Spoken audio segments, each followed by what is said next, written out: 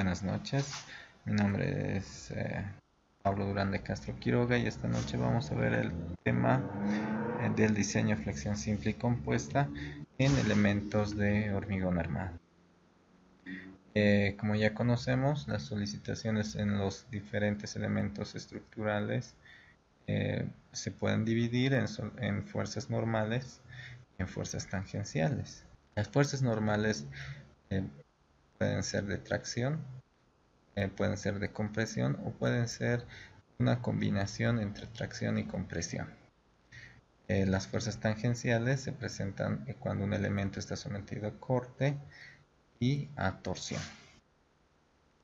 La flexión, la flexión simple es cuando no se tienen cargas axiales adicionales.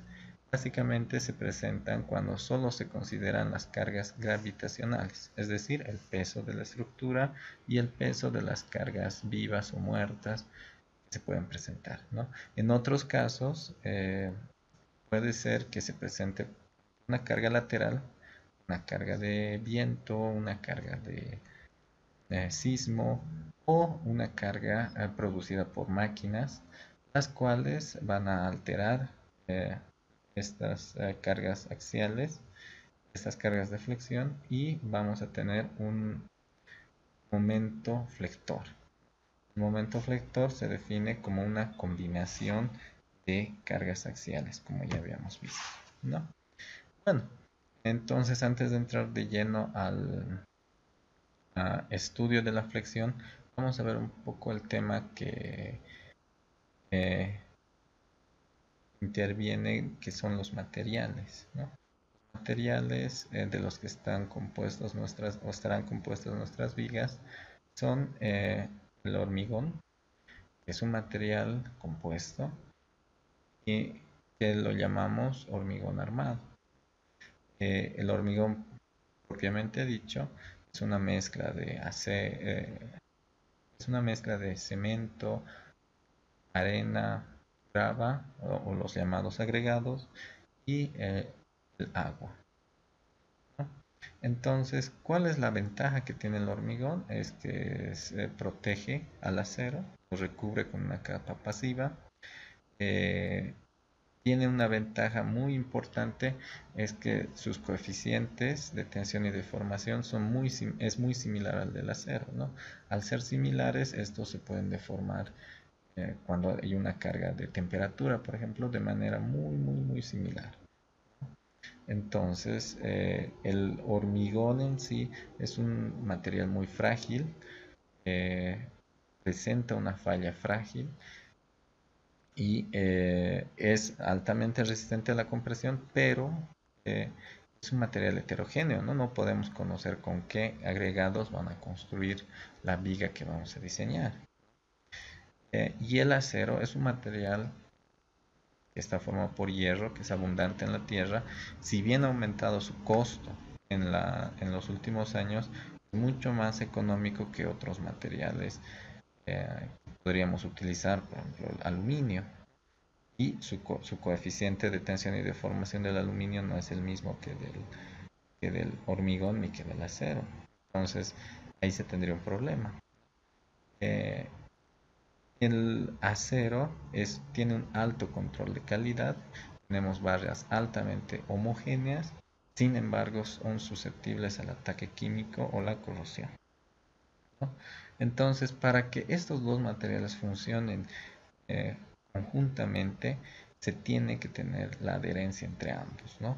La adherencia se obtiene con barras rugosas o que tienen resaltos y que no debe haber un desplazamiento, un movimiento relativo entre ambos. Tiene que estar el acero fijo en el hormigón y viceversa, ¿no?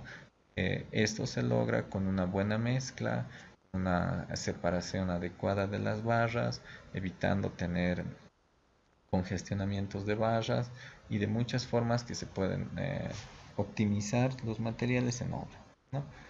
Eh, ¿Cuáles son las ventajas sobre otros materiales clásicos de la construcción? El acero es un excelente material, sin embargo es caro, tenemos que importarlo y además presenta, en nuestro medio no presenta la desventaja tan importante de la corrosión. Nuestro ambiente en la ciudad de La Paz es seco y no tiene un ataque químico como en las regiones cercanas al océano. Mientras que, pero en el tema de durabilidad sí tiene un problema, ¿no? Una estructura metálica siempre tiene que ser mantenida, ¿no? Y además tiene que tener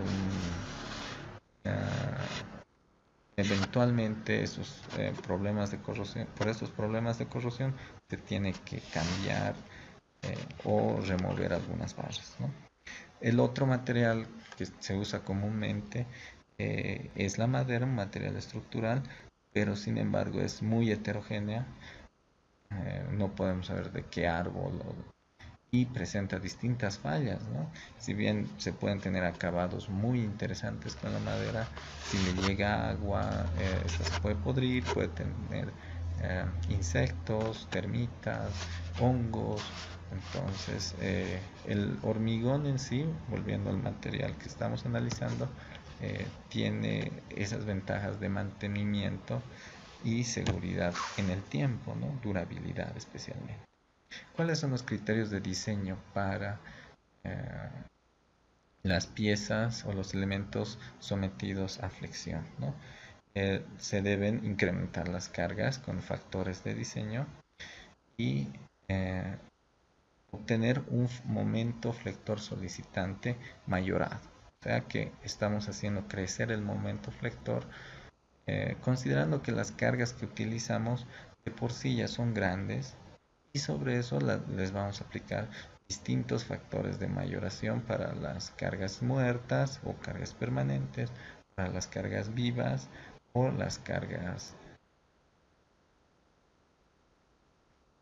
Bueno, la resistencia de los materiales también se debe afectar, ya que no conocemos cómo van a construir o cuáles van a ser los criterios que van a tener en obra. Eh, ¿Cuál es el criterio? El hormigón es un material heterogéneo, no tenemos ningún control sobre él, entonces nuestro factor que va a reducir la resistencia es mucho más grande para el hormigón. Sin embargo, para el acero, el factor que se utiliza es más pequeño ya que es un material mucho más confiable, ¿no? Debido a su control de calidad. Bueno, otro criterio de diseño importante que ha entrado con fuerza en los últimos años es el estado límite último, donde el hormigón se considera que se ha fisurado, no tiene una resistencia a tracción, entonces al no considerarla debemos simplemente considerar que el hormigón en la parte superior para flexión simple y a medio tramo el hormigón está comprimido en la parte superior, en la parte inferior el acero se encuentra traccionado y eventualmente, si es que se requiere, se debe colocar una armadura adicional para eh, cubrir o para tener este tipo de, para cumplir los requisitos de diseño, ¿no? Para que el momento flector resistente sea superior al momento flector solicitante. También debemos considerar que esta armadura superior podría encarecer nuestra viga, pero se presenta en muchos casos por requisitos arquitectónicos, altura mínima de los ambientes. Entonces, el hecho de tener una viga plana hace que los ambientes se vean mucho más diáfanos, pero conlleva un costo mayor. Este tema de decisión siempre se lo tiene que consultar con el dueño o con la persona que va a utilizar la estructura, va a pagar la estructura. Podemos tener criterios de diseño y métodos constructivos mucho más económicos, pero a su vez eh, tienen que estos ser funcionales y estéticos. Lo siguiente que vamos a ver es un ejemplo que consiste en cómo se debe calcular la armadura de refuerzo de una sección rectangular típica, donde vamos a aplicar un momento flector de diseño que está aplicado en el centro en el eje de de nuestra viga, ¿no? Entonces, como se comentó anteriormente, se deben considerar los factores para minorar la resistencia, ¿no? Si suponemos que nosotros para las vigas tenemos una resistencia característica del hormigón de 25 megapascales, tenemos que minorarla considerando un factor de 1.5 a 16.67 megapascales, ¿no? O a 16.667 kilonewtons por cuadrado. Para el acero, nuevamente tenemos que utilizar un factor de reducción de resistencia, y en este caso es 1.15, va en el denominador. Al ser un factor menor, no quita tanto la resistencia como el acero. Estos factores nos definen por las condiciones normales de control. Si tendríamos unas condiciones de control mucho más estrictas, nuestros factores podrían cambiar. Pero estos factores no se aplican a los materiales, se aplican a las cargas, como vamos a ver posteriormente. Bueno, vemos la resistencia, la deformación, la fluencia del acero. Este número 739 por 1000 es la deformación que se produce en el momento de la fluencia. Una vez que se llega a esta deformación, el acero fluye. ¿Qué quiere decir? Que el acero ha alcanzado su límite elástico y no va a aumentar su deformación, pero su resistencia se va a mantener. Obviamente esas son criterios idealizados que nos sirven para el análisis de este tipo de elementos estructurales, ¿no? Las solicitaciones, como está en el baricentro, al trasladarlo, no va a sufrir ningún cambio como sucedería si es que tuviéramos una fuerza normal aplicada, que cuando la trasladaríamos a la barra inferior se presentaría como un momento adicional, si es que estaría en tracción, el esfuerzo normal, si es que no estaríamos en flexión simple, y como, como una reducción del momento si es que fuese compresión. En este caso la compresión hasta cierto punto nos ayuda. Bueno, avanzamos con el dimensionamiento, hallamos el factor adimensional μ, considerando el factor de diseño, la resistencia de diseño y los factores geométricos, el ancho y la altura útil del elemento estructural. Una vez que determinamos el valor del coeficiente, verificamos en qué límite se encuentra y verificamos que al estar dentro de un rango, el valor es 0,22222, se encuentra en el dominio 3. Y para eso utilizamos, para determinar el coeficiente alfa, utilizamos esta expresión. Ya no requerimos una armadura de compresión. Al no requerir una armadura de compresión, esta sección no vamos a decir que es la óptima ni la ideal, sino que cumple con los requisitos mínimos. Si es que requeriría una armadura de compresión, tendríamos que considerar hasta cierto punto que esta sección sería un poco más cara que la usual y podríamos aumentar la altura de la viga. Bueno, luego calculamos el valor de la resistencia a compresión del hormigón con los factores que se utilizan de acuerdo al dominio en el que nos encontramos, y determinamos la deformación del acero. Como ya vimos más antes, esta deformación es determina la fluencia del acero, y sabemos que el acero debe deformarse como máximo hasta el 10 por 1000. Entonces nuestro acero era de 400 megapascales, lo hemos reducido a 347.8. Tenemos una deformación la fluencia y trazamos una línea recta. Esta línea recta se refiere al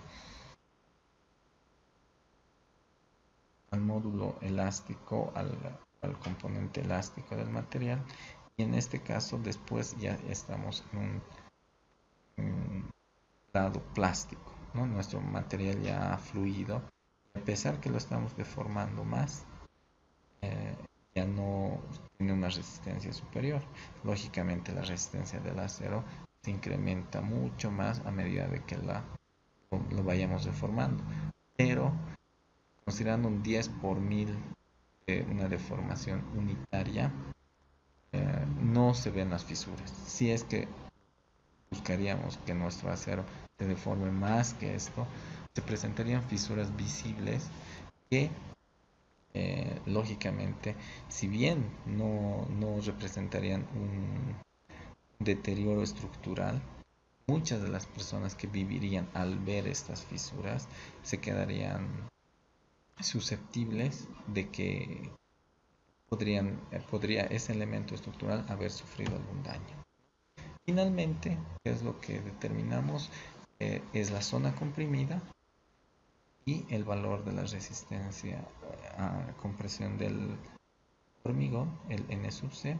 Estamos viendo que el hormigón se deforma al 3.5 por mil, estamos en el dominio 3, y el acero se deforma al 7.58 por mil, obviamente considerando que el acero y el hormigón se han deformado mucho más que su límite elástico, ¿no? El hormigón que está acá abajo se ha fisurado, tiene una fisura hasta acá arriba y por eso no resiste tracción. El único que está resistiendo a tracción es el acero.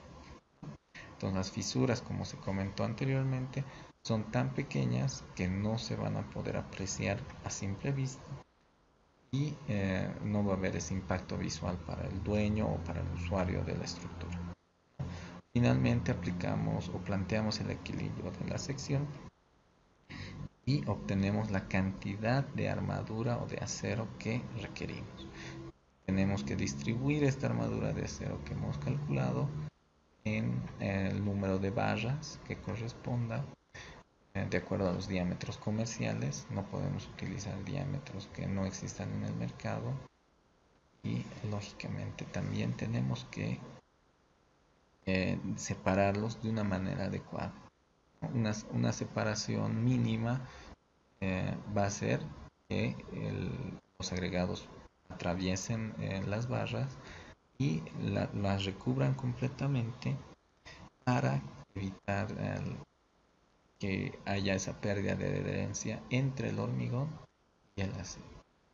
Entonces tenemos que velar porque se haga también un buen mezclado del hormigón y se cumplan con las diversas recomendaciones que tienen los reglamentos para la construcción de elementos estructurales, en este caso de vigas, elementos estructurales horizontales. Luego un camino adicional y alternativo se puede ver calculando un valor de beta y ¿para qué es este valor de beta? Es en lugar de tener un diagrama del hormigón que tenga una parábola y un rectángulo, tener una forma alternativa donde se asimila que esta deformación es un rectángulo simplemente. Entonces mucho más fácil determinar el centroide y como se ve el resultado es bastante similar en la mayoría de los casos. Tenemos 11 centímetros cuadrados, las barras tienen que estar un 5% más, un 5% menos, considerando que se tienen errores de cálculo, estamos mayorando las cargas, reduciendo las resistencias, por eso se puede poner un 5% menos,